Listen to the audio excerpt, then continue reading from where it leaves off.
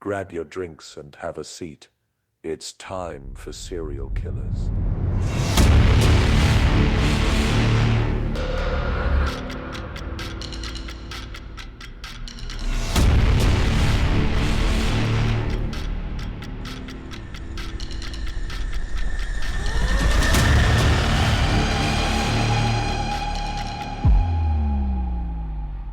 What's up? What We up? here. Yes, we are. I'm T. And I'm Jay. And we're here to tell you about serial killers. Serial killer. Serial killers. Yes, we are. And like that's about it. I think this is going to be kind of like, it might be a little long, so we won't talk too much in the beginning. Not long, like as in 2 parts, but just long as in probably more than a half an hour, which is what I kind of shoot for. But there's a lot of information to go along with this one that I have. So All right. Well, let's instead of the old banter, let's just get into what we're drinking. What are we drinking? Well, today I feel like absolute trash. And so I'm actually just drinking some black tea with some honey because I don't have like a cold. My stomach is killing me. So As we call it in the biz, bubble guts. no, it's not that. It aches. It's a literal stomach ache. Like you literally hear people say stomach ache. That's what I have. A little bit of the tutti fruities. And it's not going away. Easy on the fruities. So what are you drinking today? I've got myself a Americano iced with sugar-free vanilla.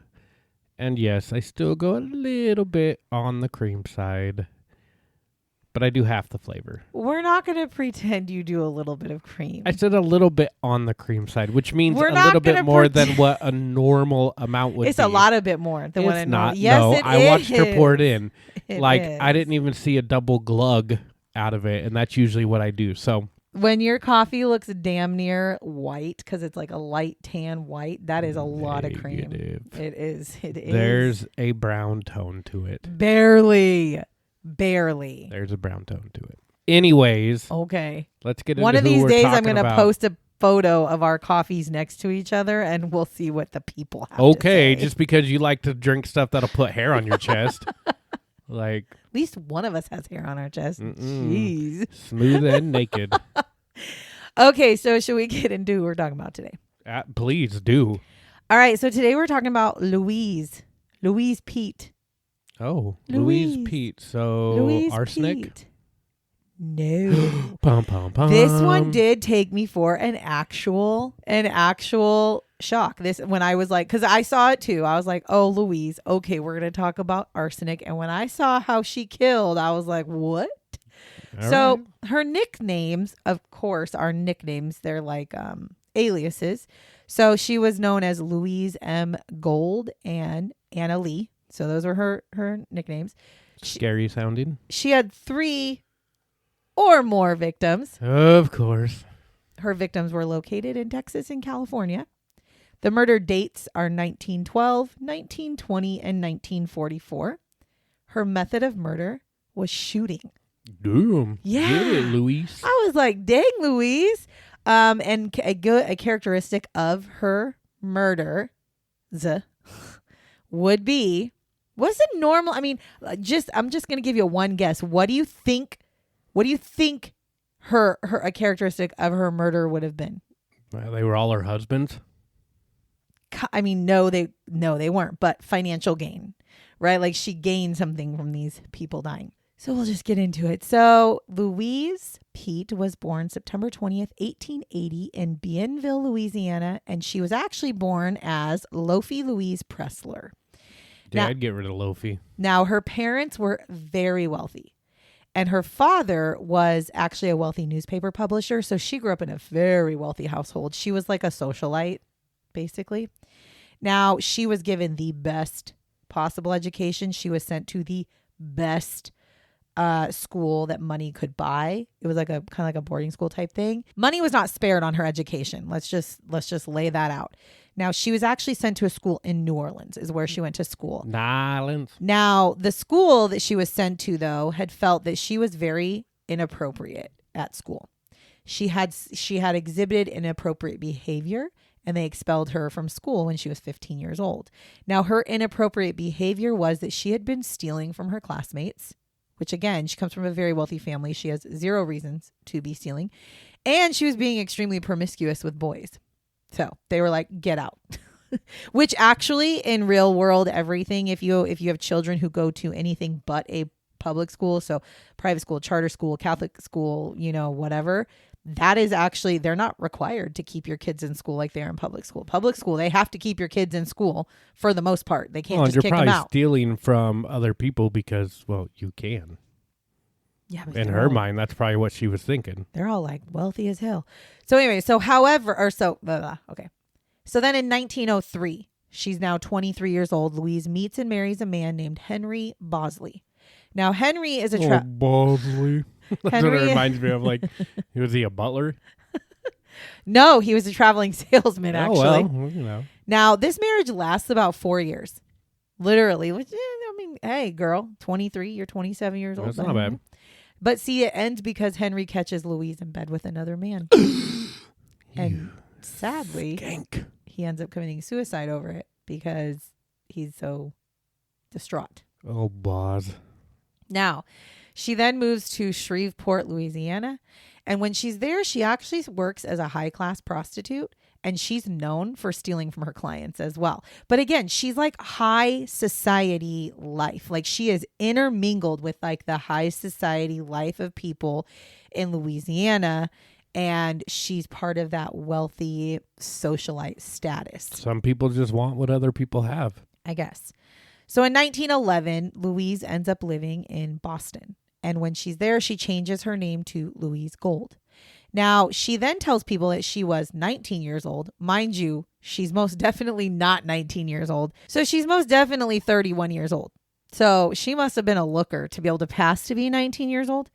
And or just the 19-year-olds looked real rough back then. Well, she didn't look rough. I've seen pictures of her for you got to think about back in the day. She was a pretty looking lady, but I don't know if I don't know what their 19-year-olds looked like versus a 31-year-old. But she told people she was 19 years old and that she was from Dallas and she was a Dallas heiress and her name was actually R.H. Rosley. And that's what she was telling people in Boston. What she told people, she had been confined to a convent her entire life by her family and she ran away. And so she ran away and ended up in Boston. Impressive. Now, she mingles fairly well with all the billionaires and the socialites in the area of Boston. And she actually ends up convincing a family to take her in. She tells them her story, whatever the hell it was. And they were like, you know what, RH, move on to it. Move on in with us. We'll take you under our wing. And this is like a very wealthy family. She then proceeds to charge items to the family's accounts. So like she'll go to a store and say, put it on the blah, blah, blah's account, right? Put it on so-and-so's account. So she starts doing that kind of stuff. She also starts stealing money and possessions from their family members, their employees, their friends. So they bring her in and she stabs them in the back. Now, Louise's true identity is eventually discovered and the police end up letting her leave town to save the embarrassment of the family.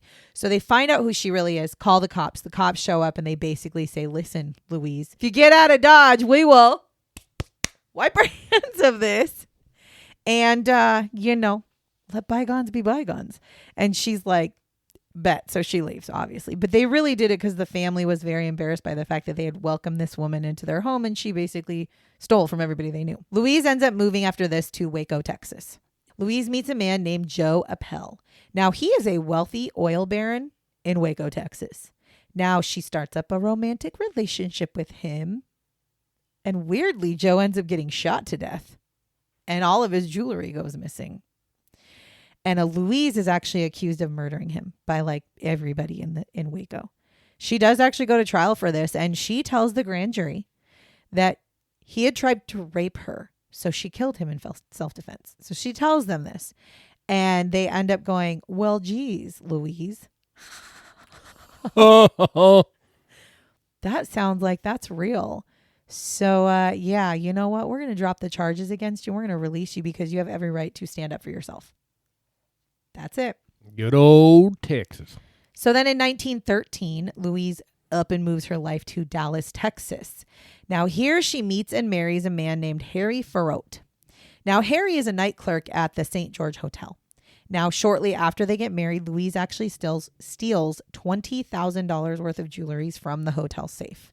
Now naturally police are called, and the police actually suspect and question her husband because he is literally the night clerk at this hotel.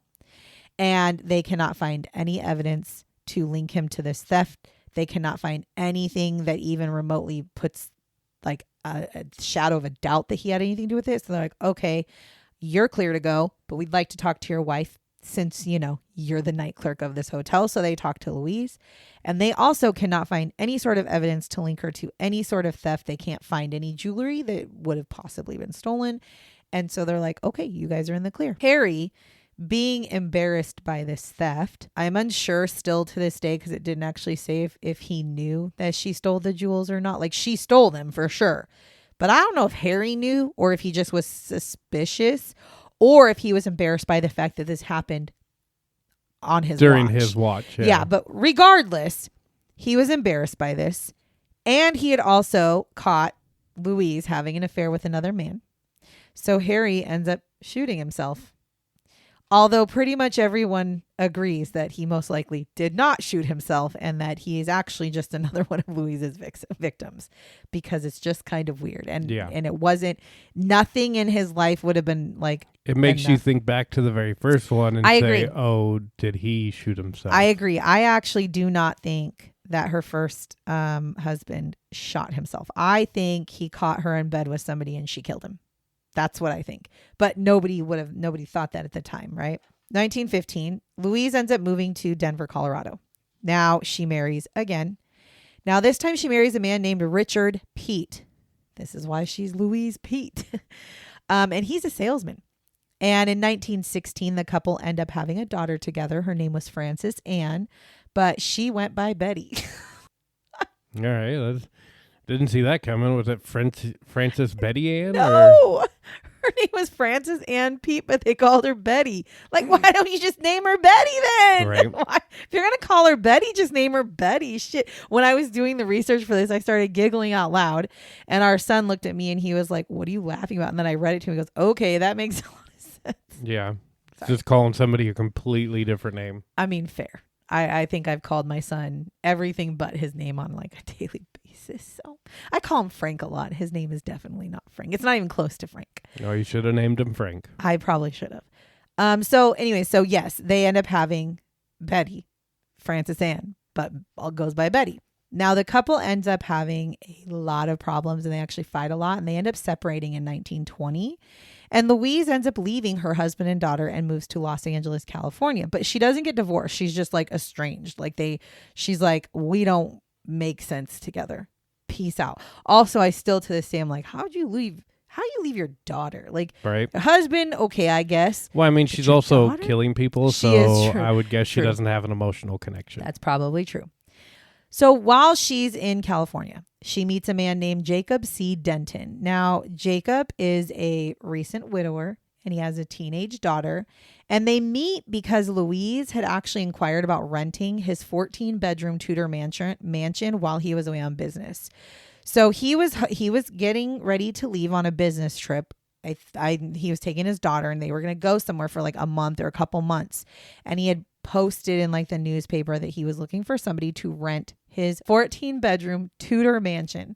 And he was hoping to get about $350 a month, which I just about shit myself, because I was like, damn, $350 a month for 14-bedroom mansion. So he basically had posted about this. She shows up and she's like, listen, guy, like, I absolutely would love to rent out your mansion. However, I don't have $350 a month. Nobody knows what actually happened in their conversation, but he agreed to rent it to her for $75 a month. So we don't know what nobody knows what kind of a deal they struck, but I'm just thinking Louise has a little bit of a background of being like a high-level prostitute, so maybe that has something to do with it. Or maybe she agreed to, yard work. Like, I have no idea. I doubt that. So she moves in. in May of 1920. Now, these are actually like a couple of days before Jacob leaves. So she moves in. He's there. He's kind of showing her the ropes, telling her what there is. Now, the true relationship between Jacob and Louise was really unknown to everybody on the outside, but she had been described as his live-in girlfriend at one point. She was described as a housekeeper, and she was described as a tenant. So multiple people who knew Jacob, multiple people had different views of what her role actually was in his life. Now, on June 2nd, 1920, Jacob Denton disappears from the world. He just disappears.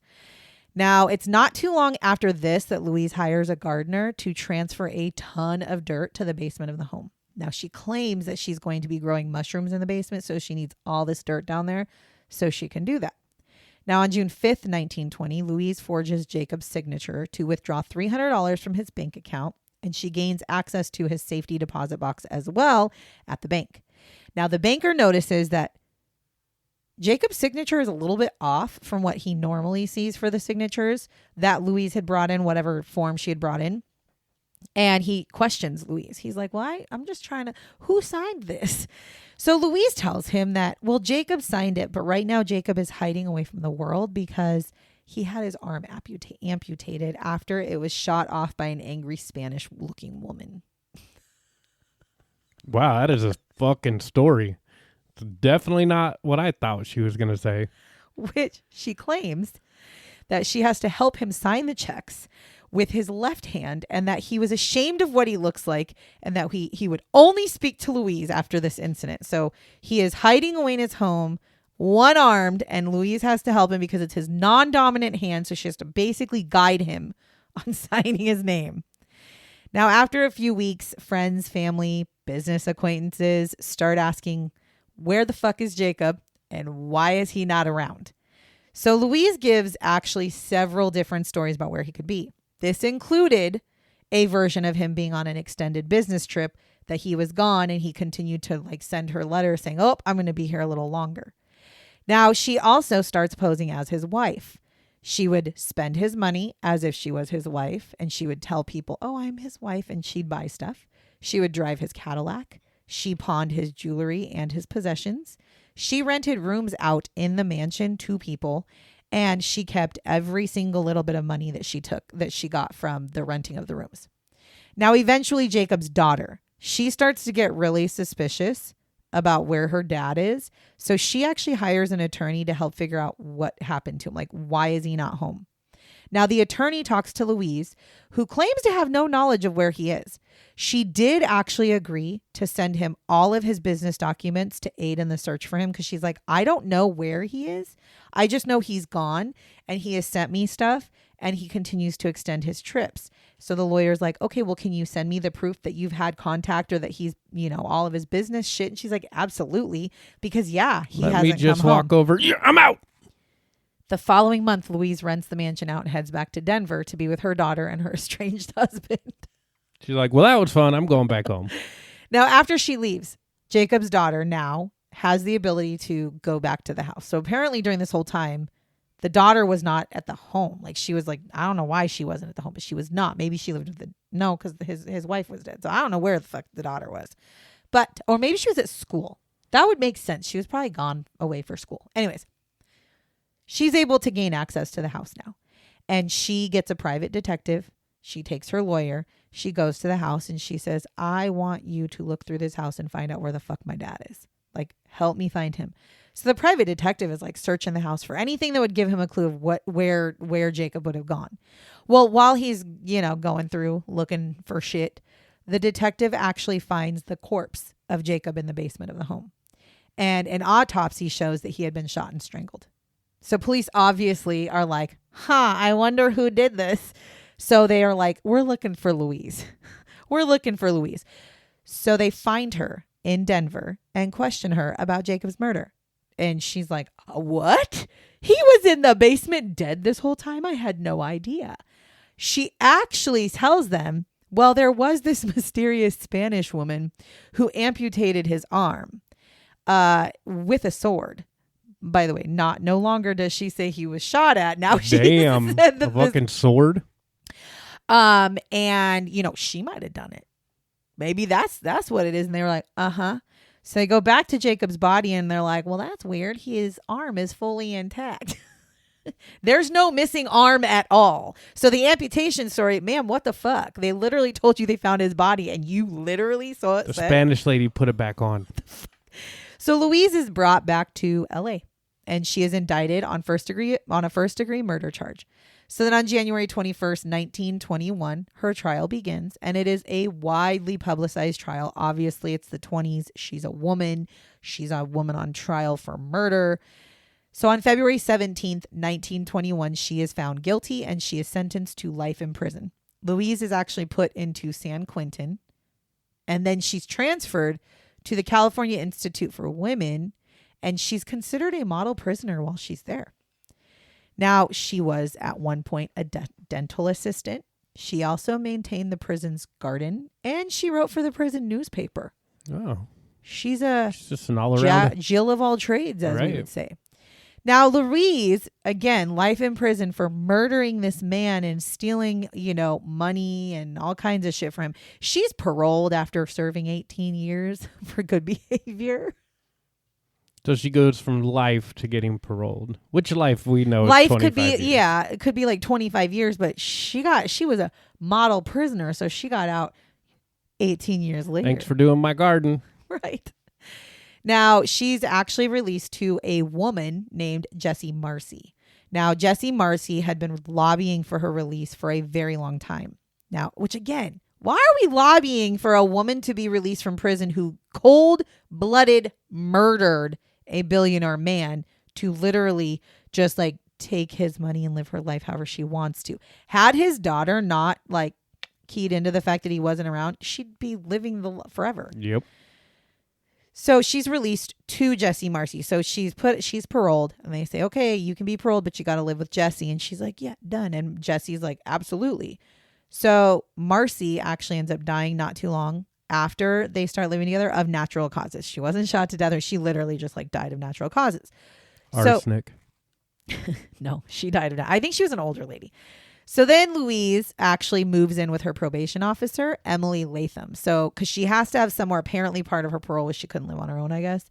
So in 1943, Emily actually dies of a heart attack. Now, neither one of these women's deaths were ever actually looked into. So truth be told, you are correct. There is a very good chance that Louise just like killed them, poisoned them, whatever. There is nothing that says that she did not. And it's just kind of strange that the two women who were supposed to be her. Yeah, I'm thinking unlucky. Right. So Louise ends up actually moving in with a man named Arthur and Margaret Logan after Emily dies. Now, Margaret was a social worker that Louise had met while she was in prison. So she's, again, going to just another person because it's like, okay. Now, they had also taken care of Louise's daughter while she was in prison because after she got arrested, I don't know what happened to her ex-husband, but they took her daughter and kind of helped raise her daughter while she was sitting in prison. Now, Louise ends up getting married again to a man named Lee Judson, and he has zero ideas that she's ever been in prison. He has literally no idea she's been in prison, doesn't know that she's been charged with murder and found guilty of murder. He knows nothing about this. Now, she moves in with him, and then when she moves in with him, she strikes a deal with Arthur and Margaret that she will come back and she'll work for their family. Like she'll work for the Logan family. Now, Louise actually ends up telling a neighbor that Arthur had physically attacked her and that her and Margaret on several occasions. So I don't know what exactly. I think she was like I don't know if she was a caregiver for them or if she was like more like a housekeeper, but she worked for them. Yeah. And she was talking to one of the neighbors and she's like, oh yeah, Arthur, he's starting to really kind of lose his head. You know, there have been quite a few times where he's attacked myself or Margaret for just the smallest thing, you know. And so she was letting neighbors know, like, I don't know how long Arthur's going to be around. So on June 1st, 1944, Margaret actually disappears, like completely, like nobody sees her. She's just like gone. She up and vanishes. And then a few days after that, Arthur is actually committed into the Patton State Hospital, and he's put into that hospital by Louise. Now, Louise tells the facility, I'm his sister. He's not, I can't take care of him. He's a danger to himself. He needs to be in this hospital. So off he goes. Now for about 6 months, Louise and her husband actually live in the Logan's home, and they cashed all of the checks that that would come in for Arthur, and they would forge his signature. So she was like, just living her life. Went right back to it. She absolutely did. Now, Arthur ends up dying while he's in this facility, and Louise actually donates his body to science, which again, she had no fucking right. Cut it up. She had no right. Now, after his death, so after he dies, bankers start to notice the fraudulent checks because they're like, hold on. We're pretty sure that Arthur died.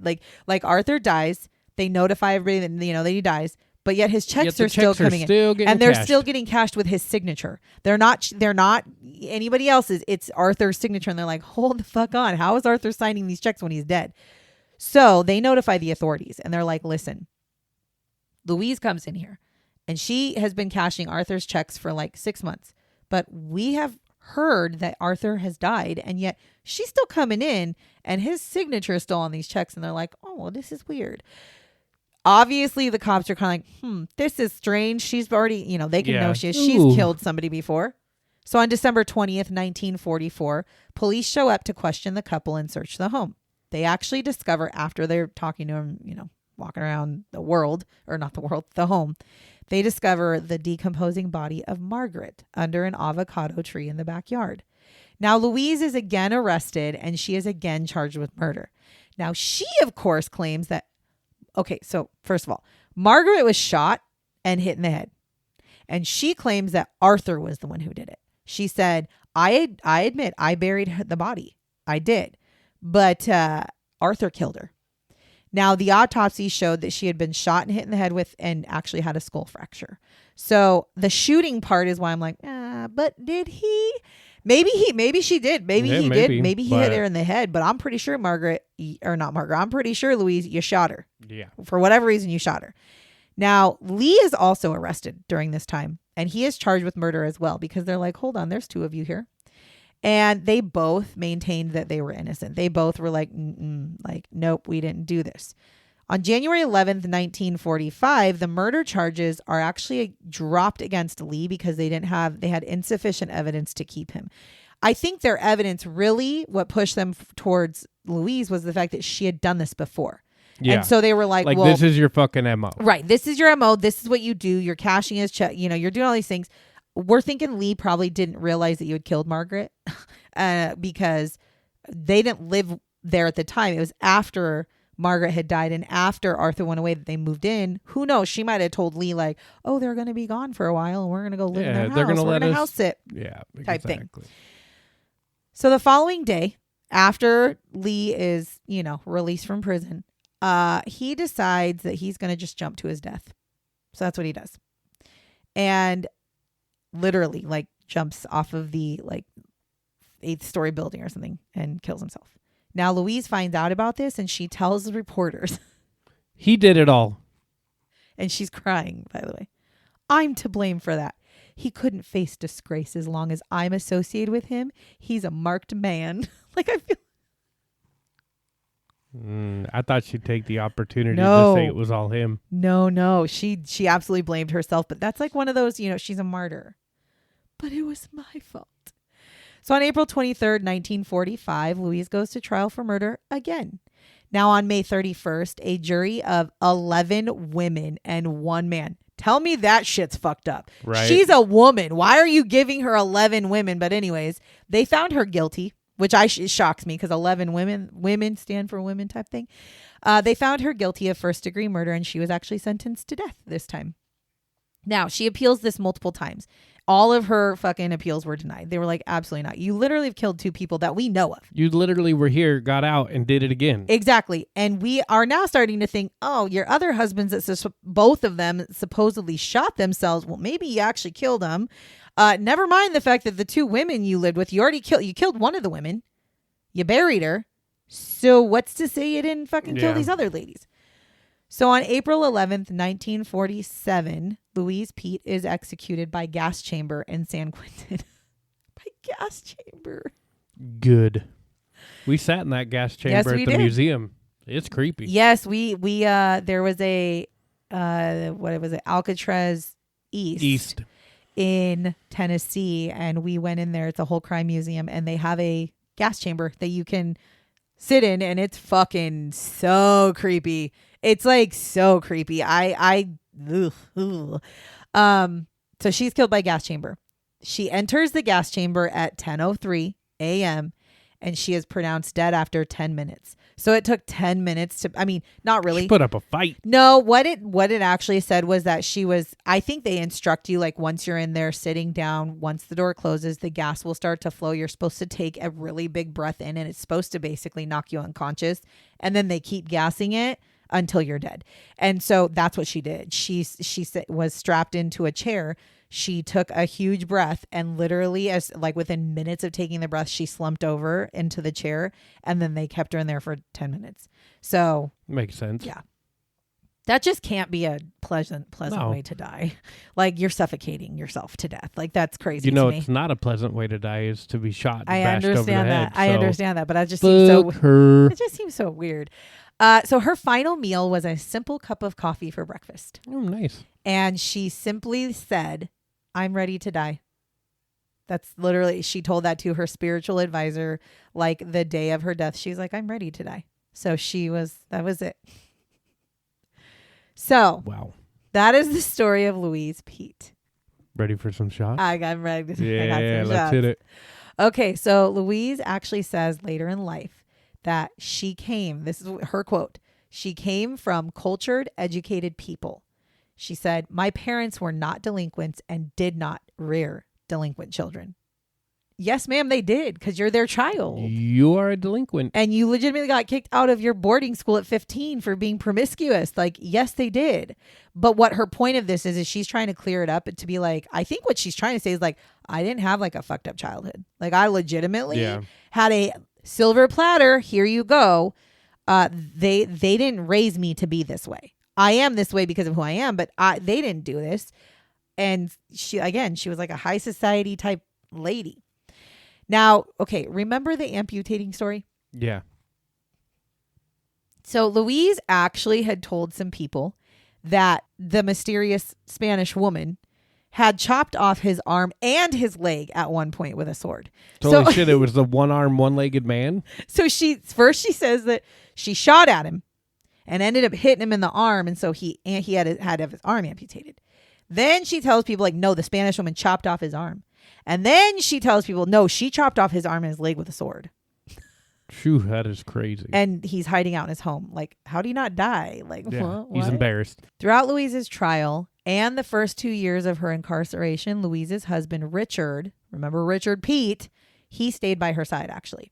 So in 1923, she actually tells him, "You need to divorce me because..." Look, bub, it's all true. No, but she was like, I mean, I give it to her for this. She basically said, "Listen, Richie Rich, I'm going to be in here a while.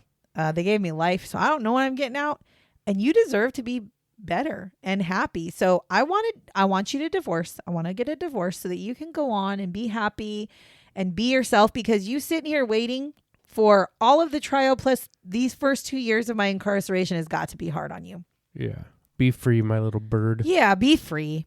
So he did. He actually did. But when she freed her dick. But when he divorced her, he actually said, like, "I will give you this divorce, but I promise I'm going to wait for you forever." Which is like, sir, Aww. why are you waiting for a murderer forever? Like, what? He loved her.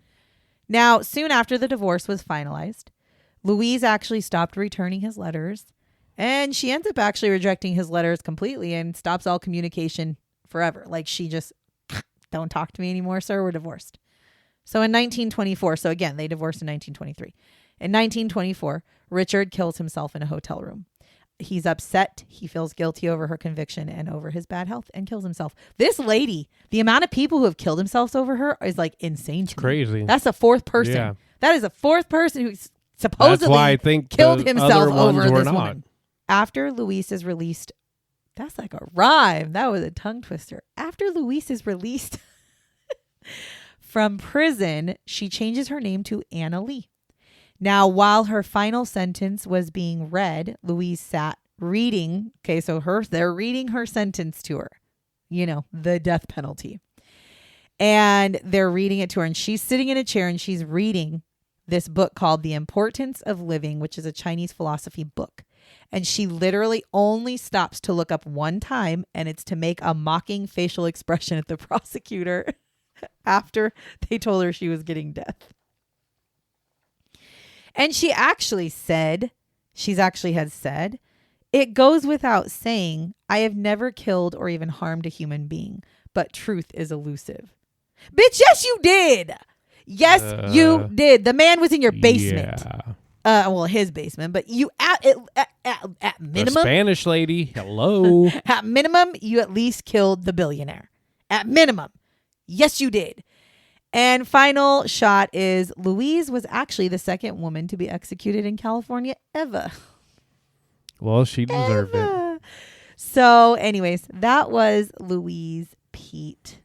Yeah, a little different. Wasn't arsenic, so definitely was a different type of killing, I guess. I just found it weird that she married one man and like stayed with him. Well, it separated from him and all that stuff or whatever. But like, why didn't she kill him too? Maybe he just wasn't rich enough for her. Yeah, maybe. Or maybe. But I mean, or one guy was a bellhop. I know, Or right? a clerk, a night clerk. Right. So he's not rich, but had access to all the jewelry. So. Yeah. Well, my other thought was maybe it's one of those situations like he's her baby daddy. Yeah, it could be. You know, you're not going to take away your daughter's father. Yeah, like, look, we had a good run. I was normal for a little bit. I got to go back to me. Yeah, I don't know. Again, there's no real explanation as to why she's the way she was. Her family life didn't seem weird at all. So she was just a bad egg. She was just greedy. She just wanted. Yeah, but again, she just wanted. But like, again, shooting is so rare for a woman and strangling. Shooting and strangling. That's the other thing. She strangled some of them and shot them. Like, that's just the weirdest thing to me. Yeah, strangling's definitely very, very personable, but nothing against, I'm not pitting women against men, but there's a strength factor to it as well. Yeah. And I don't know if these dudes were like 80 years old and it was like an Anna Nicole Smith type of thing, right? Like, but still, it takes a certain amount of strength for real to strangle unless you use something like, I don't know. I don't know. And again, I don't know. You're strangling him and then shoot him in the head because you didn't kill him. Yeah, just to make sure. I don't know. I have no idea. But all I know is that Louise Peete was a serial killer I had never heard of ever. It until just today. seems like there's a lot of anger there for some reason. Yeah, well, anger and greed, I guess those two go hand in hand.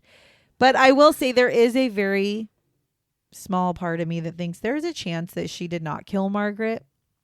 There's a chance that Arthur could have killed Margaret, but it's just doesn't really vibe well to me. Well, the other thing that goes hand in hand is when you like and share our podcast.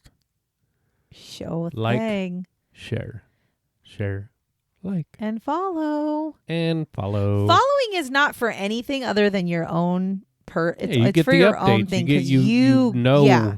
You don't have to search for us. If you follow us, we'll be saved underneath your favorite podcast. You'll be notified when you hear these sweet, sweet voices. And if we're your favorite, oh, thank you so much. But, if you favorite us, you'll always know. So with that, we've already said all the things. I guess this is the part where I'm going to say thank you so much for listening to us talk about Louise Peete and the fact that she shot people to death instead of using arsenic. Goodbye. And this is where I'll follow it up with. Got you on the pause. Bye-bye. Remember to lock your doors and bar your windows. Until next time.